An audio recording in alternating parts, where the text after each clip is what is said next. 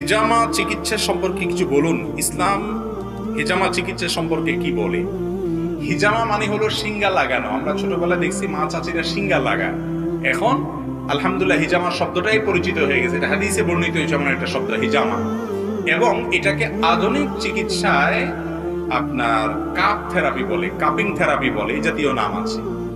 এই হিজামাটা সুন্নাত এবং বিলুপ্ত হওয়া সুন্নাত। অনেক তরুণ ভাইরা এবং বিভিন্ন শ্রেণী পেশার ভাইরা এই সুন্নাহকে নতুন করে জিন্দা করার উদ্যোগ নিয়েছেন ঢাকার বিভিন্ন জায়গায়। এটা অ্যাপ্রিসিয়েট করার মতো, আলহামদুলিল্লাহ। মনে রাখবেন, নবী করিম সাল্লাল্লাহু আলাইহি ওয়াসাল্লাম বুখারী বর্ণিত হাদিসে বলেছেন, তিনটি কাজের মাধ্যমে মানুষ চিকিৎসা গ্রহণ করে থাকে। এর মধ্যে একটা তিনি নিষেধ করেছেন, সেটা হলো যে আপনার লোহা তাতায়া গরম করে তারপরে গায়ে সেক দেওয়া।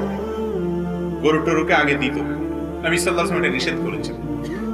আর মধু এবং হিজামা শিঙ্গা লাগায়া শরীরে যে দূষিত রক্ত আছে শিঙ্গার মাধ্যমে, কাপিং থেরাপির মাধ্যমে, কাপ থেরাপির মাধ্যমে সেই দূষিত রক্তগুলো বের করে ফেলে চিকিৎসা করা, এইটার ব্যাপারে তিনি বলেছেন এর মধ্যে আরোগ্য আছে।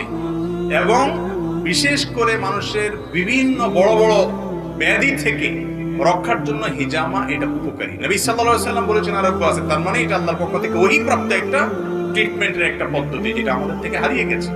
তবে হ্যাঁ, এই কাপ থেরাপি যা দেওয়ার ক্ষেত্রে, হিজামা করার ক্ষেত্রে ভালো দক্ষ মানুষ যদি না হয়, তাহলে উল্টাপাল্টা করার কারণে অনেক সময় অসুস্থ হতে পারে, ইনফেকশন হতে পারে, জ্বর হতে পারে, ছোটখাটো অসুবিধা হয়, বড় কোনো অসুবিধা হয় না। কিন্তু অভিজ্ঞ কেউ করলে সেগুলো হয় না। কিন্তু এটা সুন্নাত, গুরুত্বপূর্ণ সুন্নাত। এবং সহিহ মুসলিমের হাদিসে নবী করিম সাল্লাল্লাহু আলাইহি ওয়াসাল্লাম হিজামা সম্পর্কে বলেছেন, তোমরা যত পদ্ধতিতে ট্রিটমেন্ট গ্রহণ করে থাকো, এর মধ্যে থেকে হিজামা একটা উত্তম পদ্ধতির চিকিৎসা।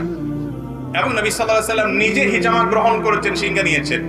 বিধায় শরীরে এই দূষিত রক্ত এগুলো বের করার মাধ্যমে হিজামা ট্রিটমেন্ট করাটা সুন্নাহ।